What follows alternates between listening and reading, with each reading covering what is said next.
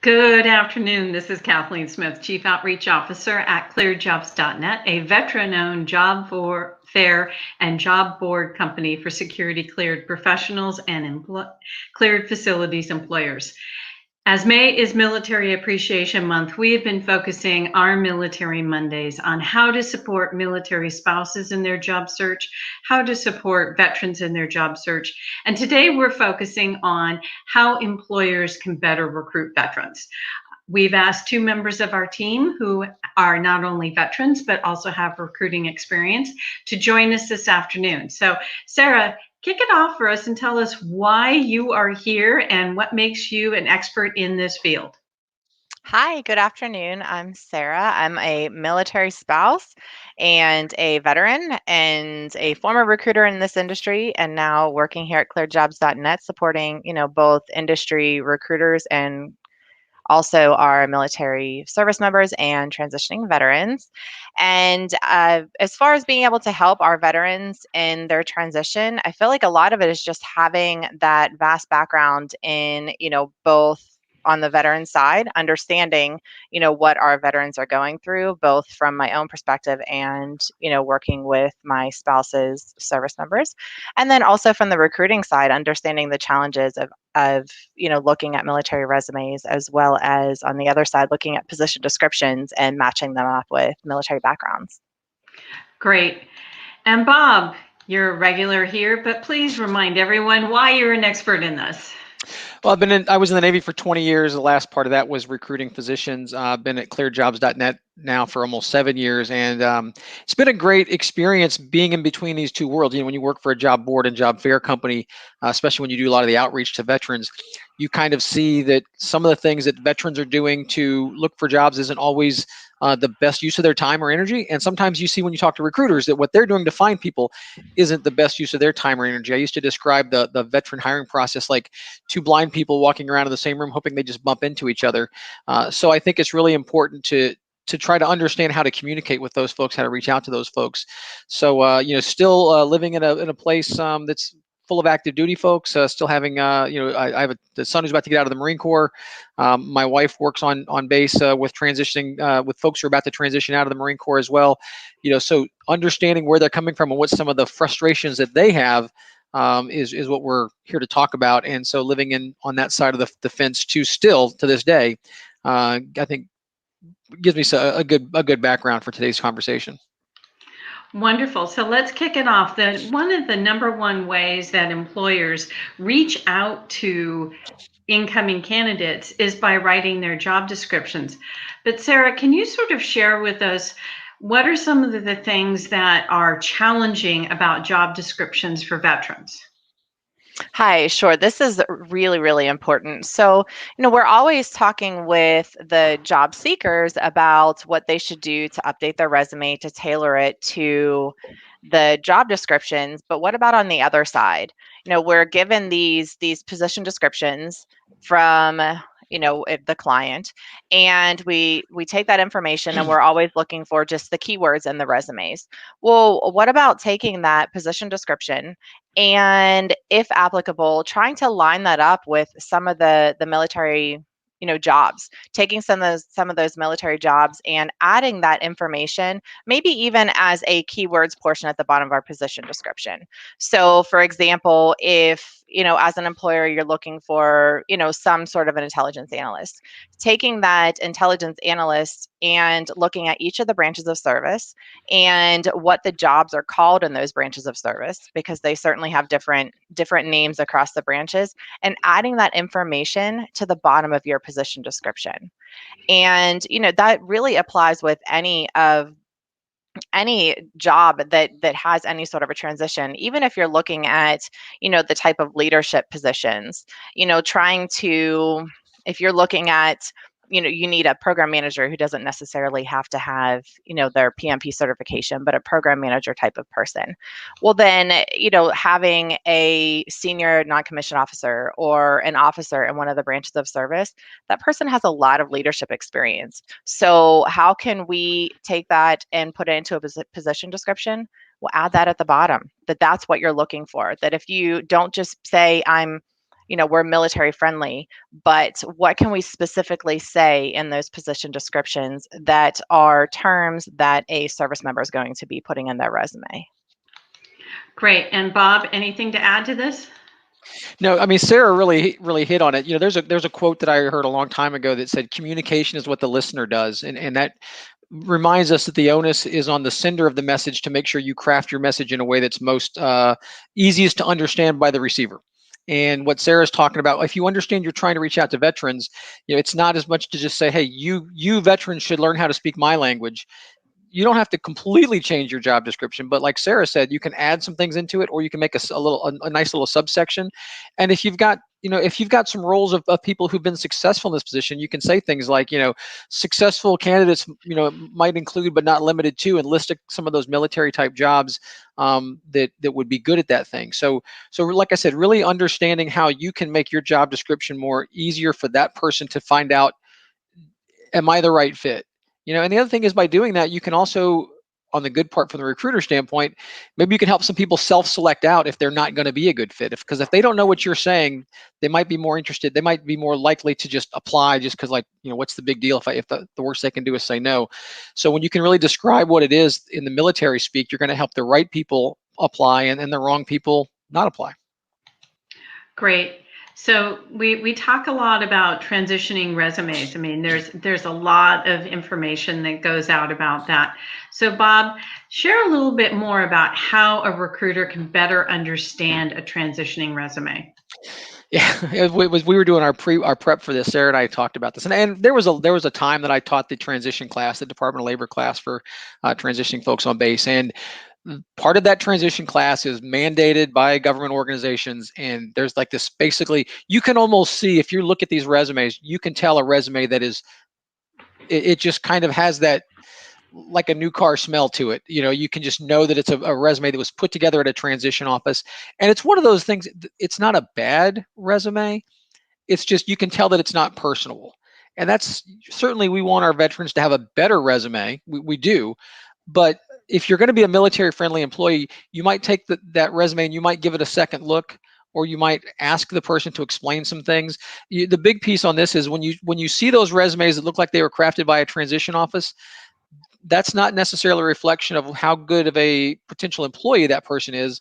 It could just mean that this is a person that hasn't put together a resume for 20 years, and they finally got one that just looks nice, and they're moving forward from that. So don't be so quick to judge some of those, kind of out of the box resumes. Even if it's more of a senior position, you might expect a different looking resume for someone who'd been in the private sector for longer. Great. Sarah, any other tips on how to better understand a transitioning resume? Well, just the other part that Bob and I had talked about when we were preparing for this was a little bit about, some of the tools that you may be looking for as an employer, as part of this individual's background. Sometimes there are tools that a service member may have worked with, a couple of years ago, and they may not recognize, one, the importance of including it in their resume, and they might have forgotten because, I mean, there are so many classes in continuing education and different types of trainings that service members have to go through all the time, that sometimes they forget, and that's okay, to add that information to the resume. So ask the questions is the bottom line. Wonderful. So let's go on to the next area where, we have employers who are in various different parts of the country, and different projects need to be in specific installations. So what do you need to do to make sure that you can research and find the installations that have your talent? So Sarah? Absolutely. So this one is really important for a couple of different, bigger reasons. One is there certainly are installations that are focused on different areas. So you have, Fort Goyder, for example, is the home of Signal, also has a lot of cyber work. You have Fort Huachuca, and I'm talking Army because that's what I know, and Bob can certainly talk about, the Marine Corps and the Navy a little bit better than I can. But knowing, what types of work are, one, done at different installations, as well as what is taught at different installations. Because when someone has started their career at a certain installation to learn their craft, then a lot of times they end up going back there later in their career to teach. So those individuals at some point are going to be transitioning. So you certainly want to look at the installations where that work is occurring.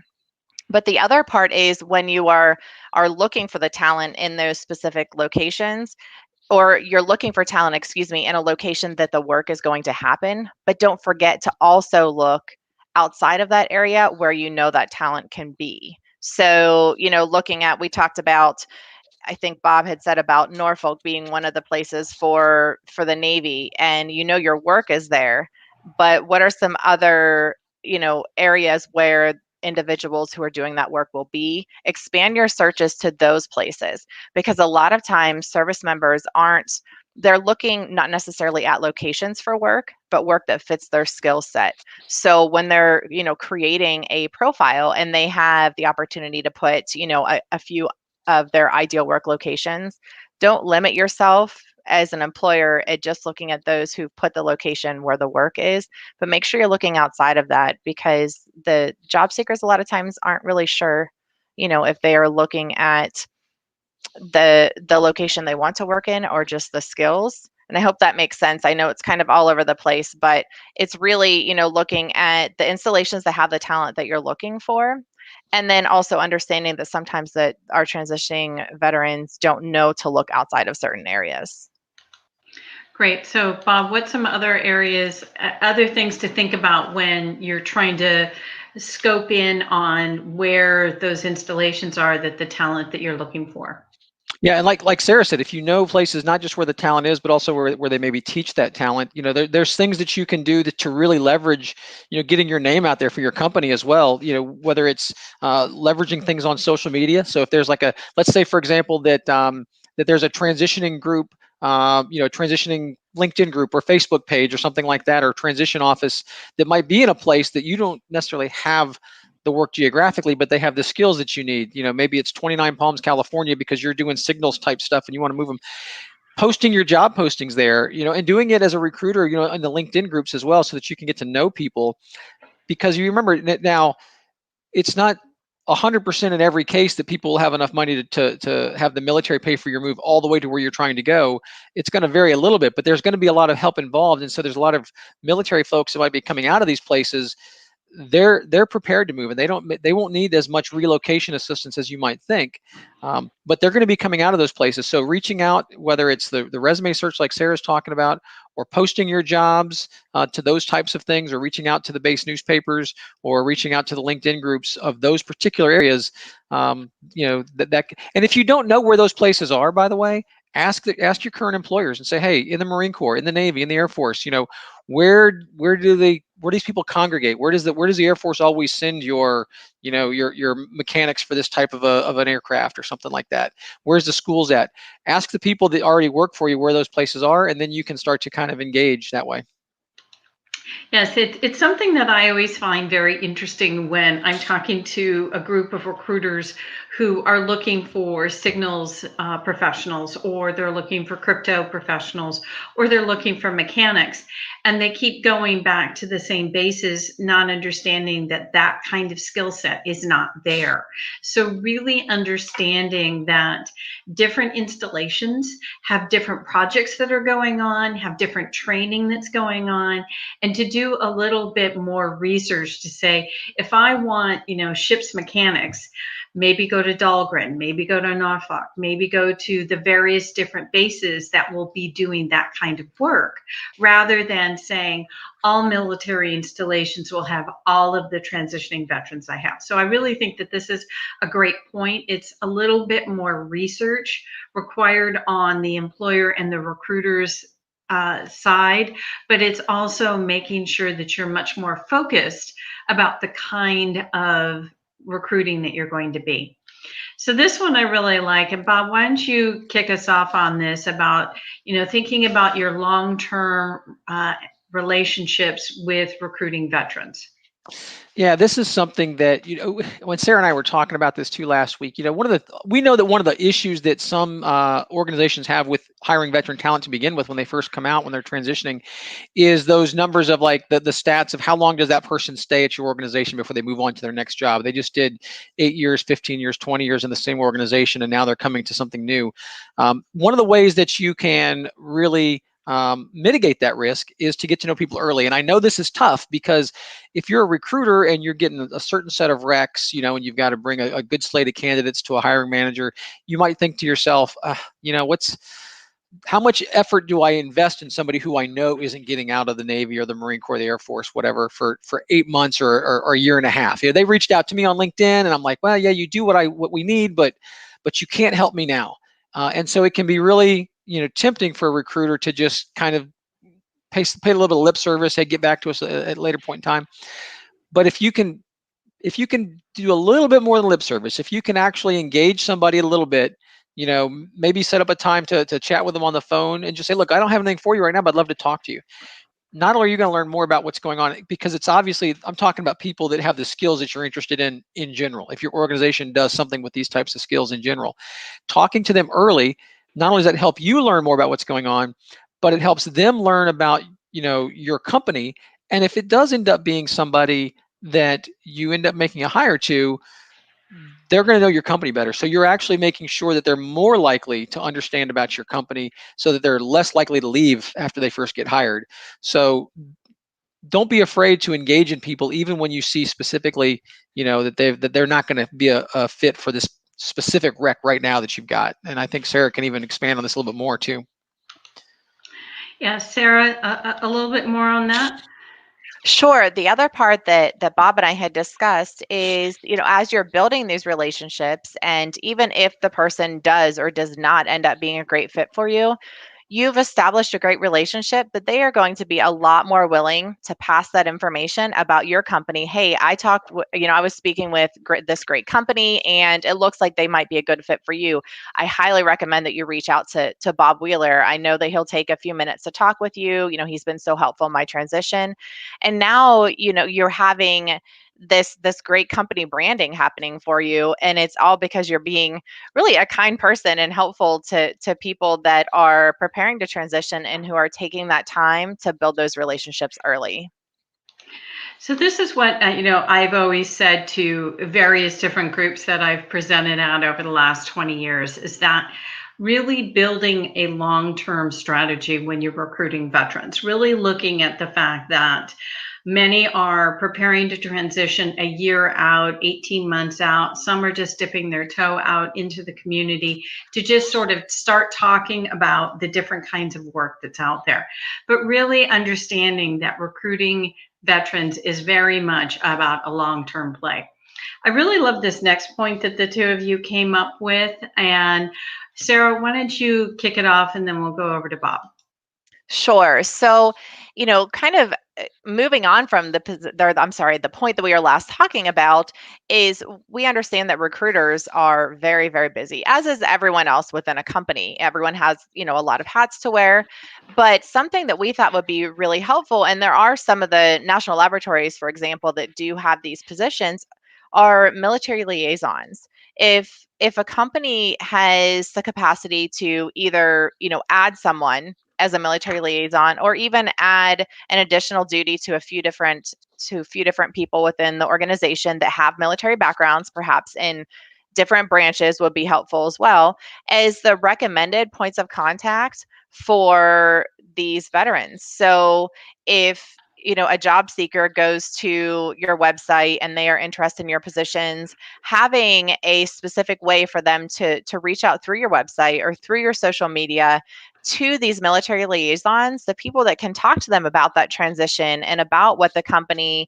may have to offer in the future, and, assisting with the resume updates and just things to really ease that transition a little bit. But again, helping with that, it helps with the company branding, and that's not even what's most important. The most important part is helping those service members in their transition, and just adding that liaison piece to a few different people's roles could be really, really helpful to the job seekers and to your organization. Yeah, I think that a lot of people are thinking we're talking about, just adding another FTE, and what we're not really saying adding another FTE, just adding another responsibility to someone in the recruiting or HR department, or even in the program management department, to really just sort of say, I can be that brand ambassador that can do a little bit more translating of what we do and the kind of work we do. Bob, do you have any further points on this? Yeah, one of the things that we loved about this is if you're not from a military background, you would probably be surprised just how cynical and skeptical people coming out of the service are. And part of that's, it's well earned, but honestly, because there's so many people over the years that wave the "We Love Veterans" flags, but then they don't really do anything. It's a feel good slogan. And when you talk to people who are coming out and they see all this stuff, so you need to have more than just a "We love veterans, veterans encouraged to apply" type thing, because people in the military have seen that all over the place, and they've seen it not really be the case a lot of. So the easiest way that a service member can know that you're legit about but actually caring about them is to put your money where your mouth is and say, we have veteran liaisons. Whether or not you specifically put that person on your website so they can contact them directly, or whether you just kind of talk about who they are, and it's the kind of thing where then the recruiter can then refer somebody.